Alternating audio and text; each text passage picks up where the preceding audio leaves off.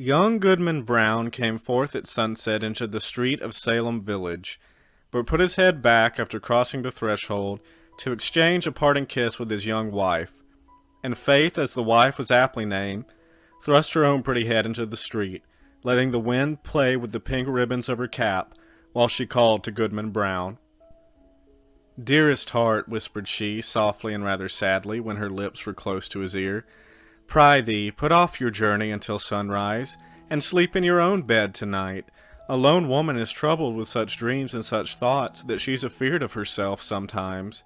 Pray, tarry with me this night, dear husband, of all nights in the year." "My love and my faith," replied young Goodman Brown, "of all nights in the year, this one night must I tarry away from thee. My journey, as thou callest it, forth and back again, must needs be done twixt now and sunrise. What, my sweet pretty wife, dost thou doubt me already? And we but 3 months married!" "Then God bless you," said Faith with the pink ribbons, "and may you find all well when you come back." "Amen," cried Goodman Brown. "Say thy prayers, dear Faith, and go to bed at dusk, and no harm will come to thee." So they parted, and the young man pursued his way, until, being about to turn the corner by the meeting-house, he looked back and saw the head of Faith still peeping after him, with a melancholy air, in spite of her pink ribbons. "Poor little Faith," thought he, for his heart smote him. "What a wretch am I to leave her on such an errand! She talks of dreams, too. Methought, as she spoke, there was trouble in her face, as if a dream had warned her what work is to be done tonight. But no, no, 'twould kill her to think it. Well, she's a blessed angel on earth, and after this one night I'll cling to her skirts and follow her to heaven."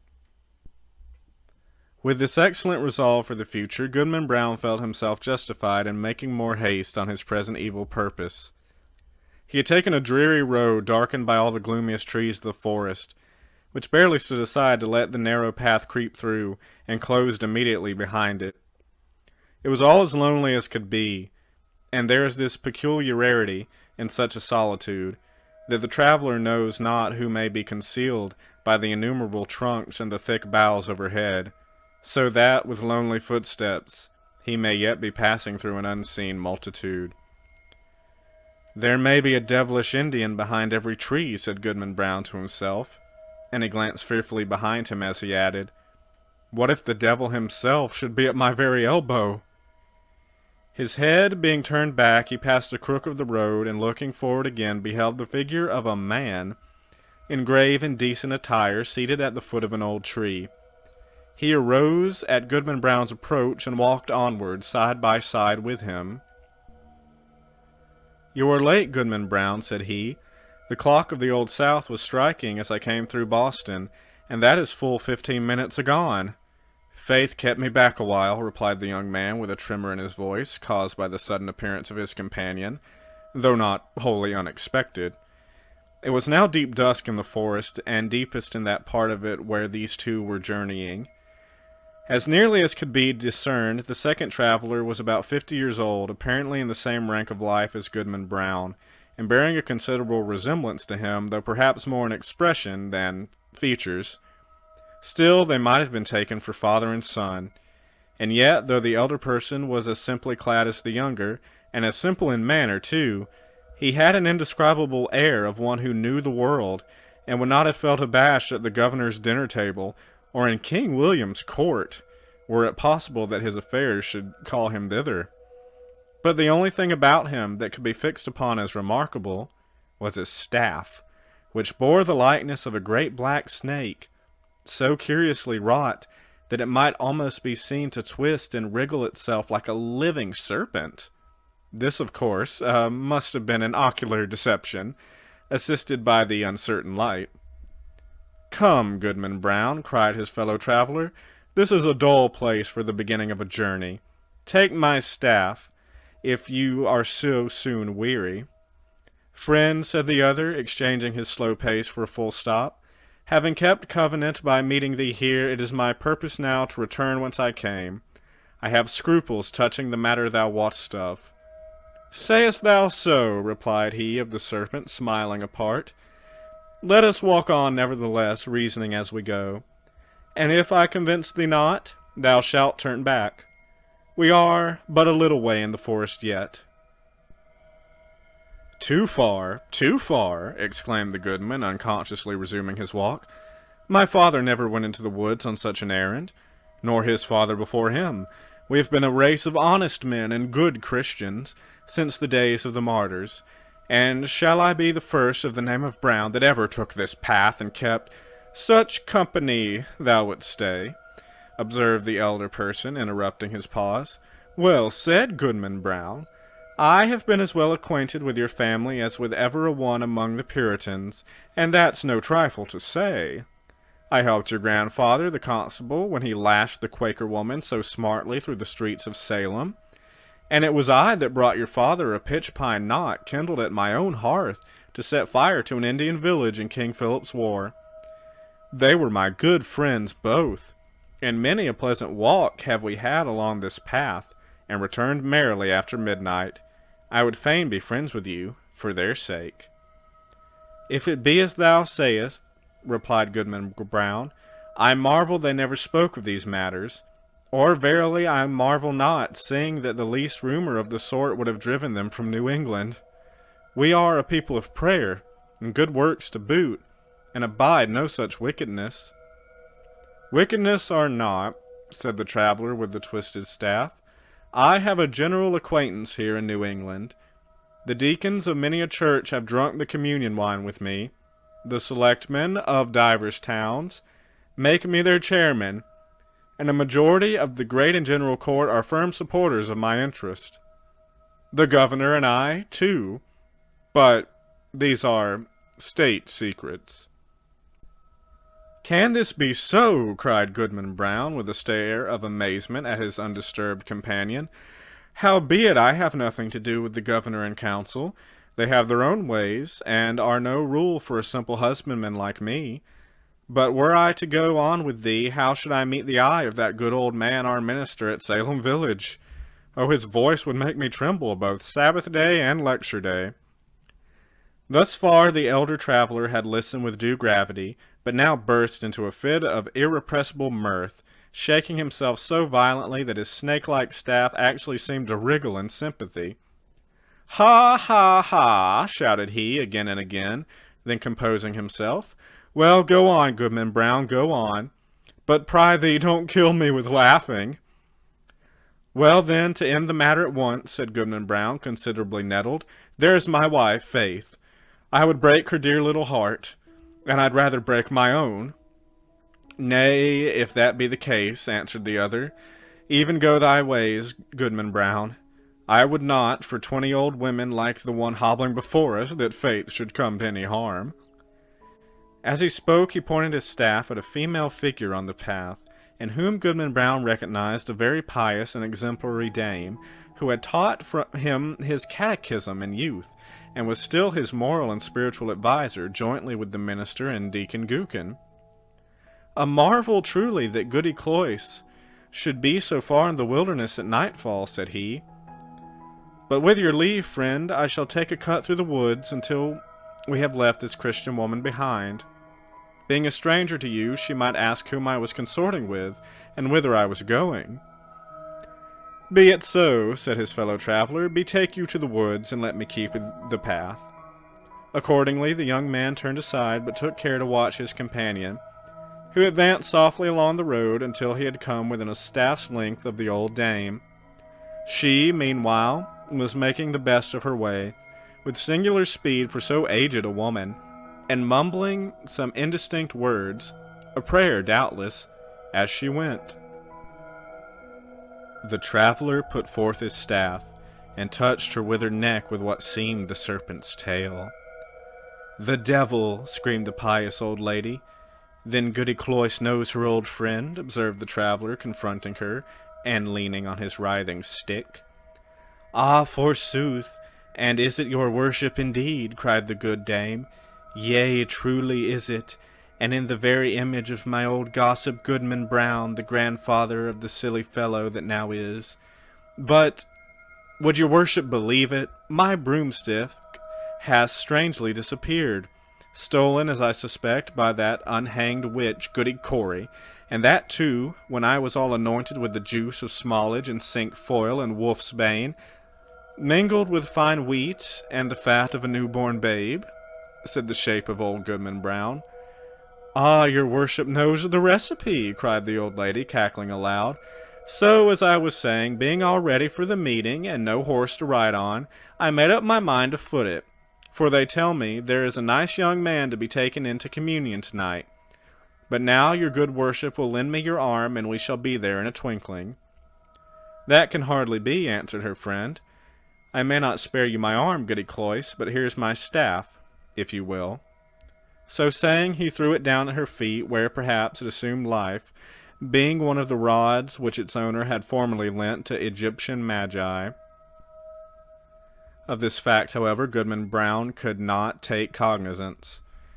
He had cast up his eye in astonishment, and looking down again beheld neither Goody Cloyce nor the serpentine staff, but his fellow traveller alone, who waited for him as calmly as if nothing had happened. That old woman taught me my catechism, said the young man, and there was a world of meaning in this simple comment. They continued to walk onward while the elder traveller exhorted his companion to make good speed and persevere in the path, discoursing so aptly that his argument seemed rather to spring up in the bosom of his auditor than to be suggested by himself. As they went, he plucked a branch of maple to serve for a walking stick, and began to strip it of the twigs and little boughs, which were wet with evening dew. The moment his fingers touched them, they became strangely withered and dried up, as with a week's sunshine. Thus the pair proceeded, at a good free pace, until suddenly, in a gloomy hollow of the road, Goodman Brown sat himself down on the stump of a tree, and refused to go any farther. "Friend," said he stubbornly, "my mind is made up. Not another step will I budge on this errand. What if a wretched old woman do choose to go to the devil, when I thought she was going to heaven? Is that any reason why I should quit my dear faith and go after her?" "You will think better of this by and by," said his acquaintance composedly. "Sit here and rest yourself a while, and when you feel like moving again, there is my staff to help you along." Without more words, he threw his companion the maple stick, and was as speedily out of sight as if he had vanished into the deepening gloom. The young man sat a few minutes by the roadside, applauding himself greatly, and thinking with how clear a conscience he should meet the minister in his morning walk, nor shrink from the eye of good old Deacon Gookin, and what calm sleep would be his that very night, which was to have been spent so wickedly, but purely and sweetly now, in the arms of faith. Amidst these pleasant and praiseworthy meditations, Goodman Brown heard the tramp of horses along the road, and deemed it advisable to conceal himself within the verge of the forest, conscious of the guilty purpose that had brought him thither, though now so happily turned from it. On came the hoof-tramps and the voices of the riders, two grave old voices, conversing soberly as they drew near. These mingled sounds appeared to pass along the road within a few yards of the young man's hiding-place. But owing doubtless to the depth of the gloom at this particular spot, neither the travelers nor their steeds were visible. Though their figures brushed the small boughs by the wayside, it could not be seen that they intercepted, even for a moment, the faint gleam from the strip of bright sky athwart which they must have passed. Goodman Brown alternately crouched and stood on tiptoe, pulling aside the branches and thrusting forth his head as far as he durst, without discerning so much as a shadow. It vexed him the more, because he could have sworn, were such a thing possible, that he recognized the voices of the minister and Deacon Gookin, jogging along quietly, as they were wont to do, when bound to some ordination or ecclesiastical council. While yet within hearing, one of the riders stopped to pluck a switch. "Of the two, reverend sir," said the voice, like the deacon's, "I had rather miss an ordination dinner than tonight's meeting. They tell me that some of our community are to be here from Falmouth and beyond, and others from Connecticut and Rhode Island, besides several of the Indian powwows who, after their fashion, know almost as much deviltry as the best of us." Moreover, there is a goodly young woman to be taken into communion." "Mighty well, Deacon Gookin," replied the solemn old tones of the minister. "Spur up, or we shall be late. Nothing can be done, you know, until I get on the ground." The hoofs clattered again, and the voices talking so strangely in the empty air passed on through the forest, where no church had ever been gathered, nor solitary Christian prayed. Whither, then, could these holy men be journeying, so deep into the heathen wilderness? Young Goodman Brown caught hold of a tree for support, being ready to sink down on the ground, faint and overburdened with the heavy sickness of his heart. He looked up to the sky, doubting whether there really was a heaven above him. Yet there was the blue arch, and the stars brightening in it. "With heaven above and with faith below, I will yet stand firm against the devil," cried Goodman Brown. While he still gazed upward into the deep arch of the firmament, and had lifted his hands to pray, a cloud, though no wind was stirring, hurried across the zenith and hid the brightening stars. The blue sky was still visible except directly overhead, where this black mass of cloud was sweeping swiftly northward. Aloft in the air, as if from the depths of the cloud, came a confused and doubtful sound of voices. Once the listener fancied that he could distinguish the accent of townspeople of his own, men and women both pious and ungodly, many of whom he had met at the communion table, and had seen others rioting at the tavern. The next moment, so indistinct were the sounds, he doubted whether he had heard aught but the murmur of the old forest, whispering without a wind. Then came a stronger swell of those familiar tones, heard daily in the sunshine at Salem village, but never until now from a cloud of night. There was one voice, of a young woman, uttering lamentations, yet with an uncertain sorrow, and entreating for some favor which perhaps it would grieve her to obtain. And all the unseen multitude, both saints and sinners, seemed to encourage her onward. "Faith!" shouted Goodman Brown, in a voice of agony and desperation, and the echoes of the forest mocked him, crying, "Faith! Faith!" as if bewildered wretches were seeking her all through the wilderness. The cry of grief, rage, and terror was yet piercing the night when the unhappy husband held his breath for a response. There was a scream, drowned immediately in a louder murmur of voices, fading into far-off laughter, as the dark clouds swept away, leaving the clear and silent sky above Goodman Brown. But something fluttered lightly down through the air, and caught on the branch of a tree. The young man seized it, and beheld a pink ribbon. "My faith is gone!" cried he, after one stupefied moment. "There is no good on earth, and sin is but a name.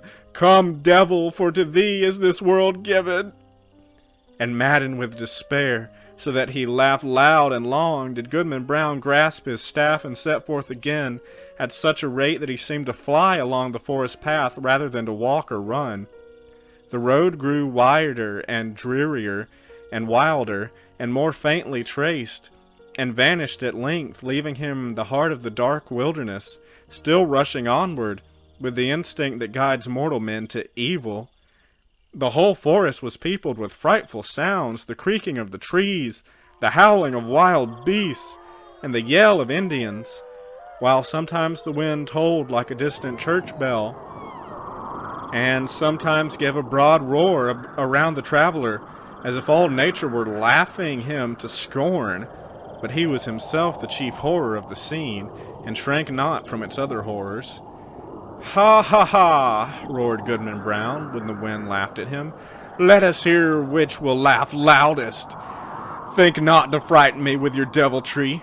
Come witch, come wizard, come Indian powwow, come devil himself.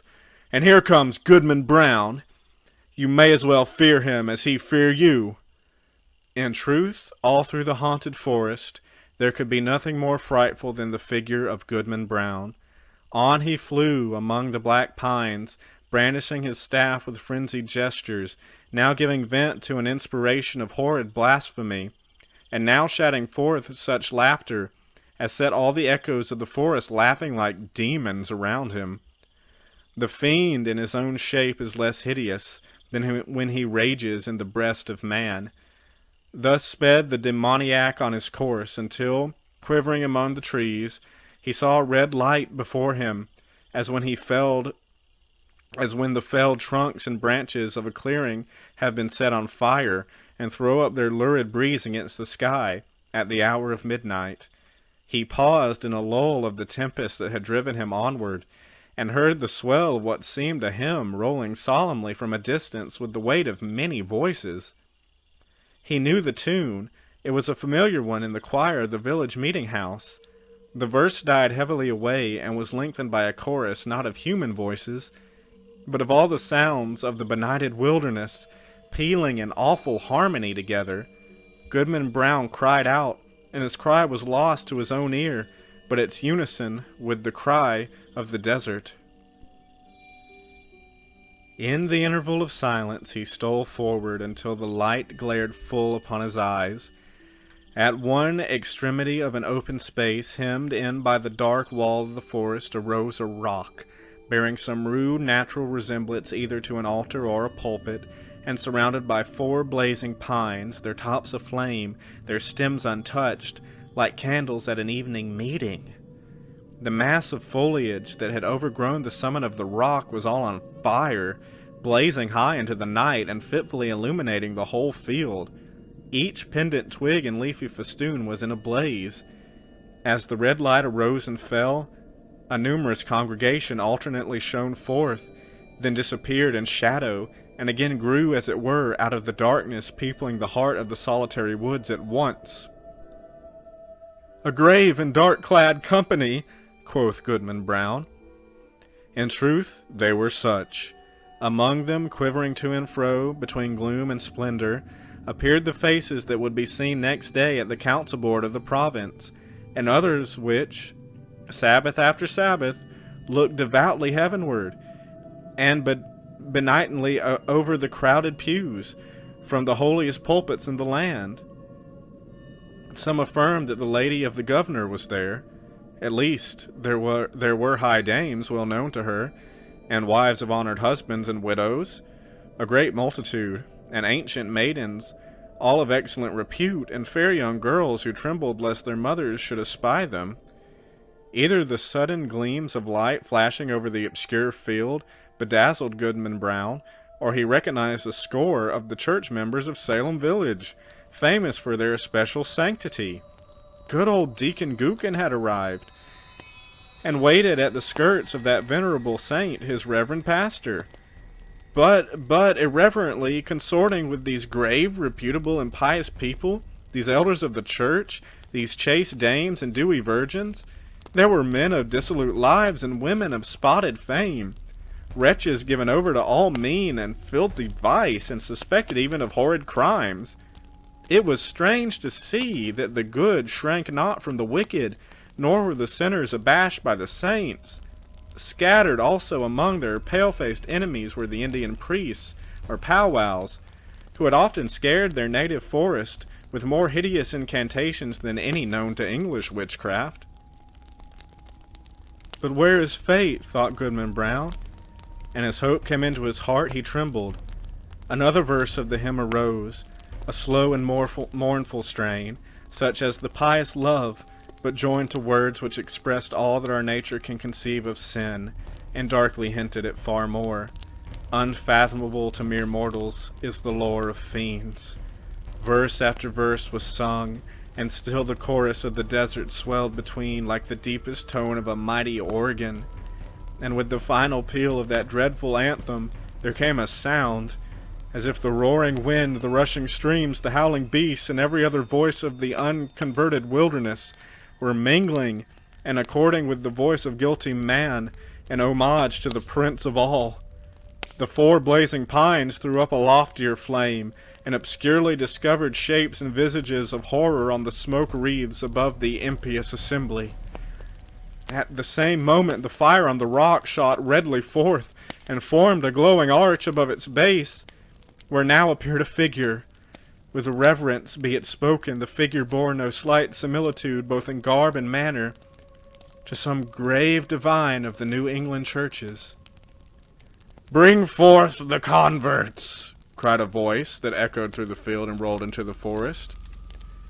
At the word, Goodman Brown stepped forth from the shadow of the tree and approached the congregation with whom he felt a loathful brotherhood by the sympathy of all that was wicked in his heart. He could well nigh sworn that the shape of his own dead father beckoned him to advance, looking downward from a smoke wreath, while a woman with dim features of despair threw out her hand to warn him back. Was it his mother? But he had no power to retreat one step, nor to resist, even in thought, when the minister and good old Deacon Gookin seized his arms and led him to the blazing rock. Thither came also the slender form of a veiled female, led between Goody Cloyce, that pious teacher of the catechism, and Martha Carrier, who had received the devil's promise to be queen of hell. A rampant hag was she, and there stood the proselytes beneath the canopy of fire. "Welcome, my children," said the dark figure, "to the communion of your race. Ye have found thus young your nature and your destiny. My children, look behind you." They turned, and flashing forth as it were in a sheet of flame, the fiend worshippers were seen. The smile of welcome gleamed darkly on every visage. "There," resumed the sable form, "are all whom ye have reverenced from youth. Ye deemed them holier than yourselves, and shrank from your own sin, contrasting it with their lives of righteousness and prayerful aspirations heavenward. Yet here are they all, in my worshipping assembly. This night it shall be granted you to know their secret deeds. How hoary bearded elders of the church have whispered wanton words to the young maids of their households. How many a woman eager for widow's weeds has given her husband a drink at bedtime, and let him sleep his last sleep in her bosom. How beardless youth have made haste to inherit their father's wealth, and how fair damsels, blush not, sweet ones, have dug little graves in the garden, and bidden me, the sole guest, to an infant's funeral.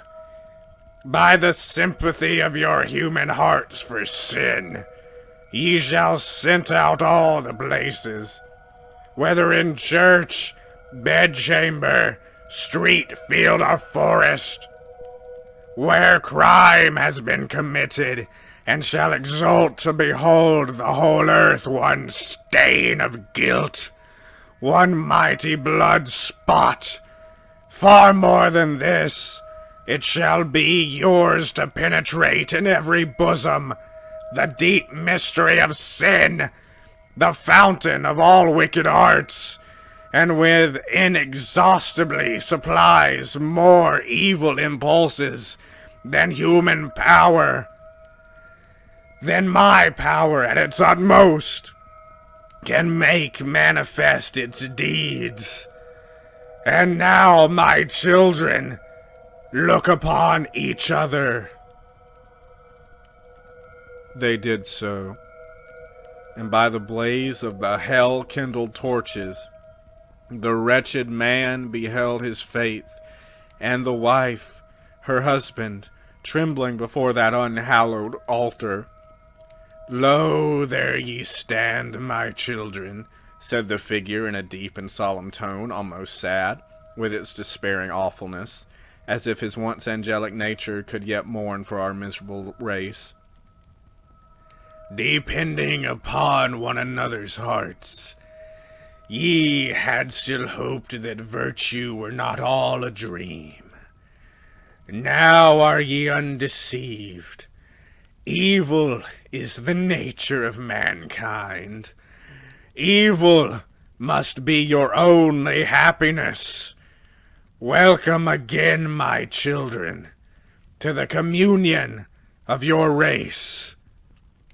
"Welcome," repeated the fiend worshippers in one cry of despair and triumph. And there they stood, the only pair, as it seemed, who were yet hesitating on the verge of wickedness in this dark world. A basin was hallowed naturally in the rock. Did it contain water reddened by the lurid light? Or was it blood? Or perchance a liquid flame? Herein did the shape of evil dip his hand and prepare to lay the mark of baptism upon their foreheads, that they might be partakers of the mystery of sin, more conscious of the secret guilt of others, both in deed and thought, than they could now be their own. This husband cast one look at his pale wife, and faith at him.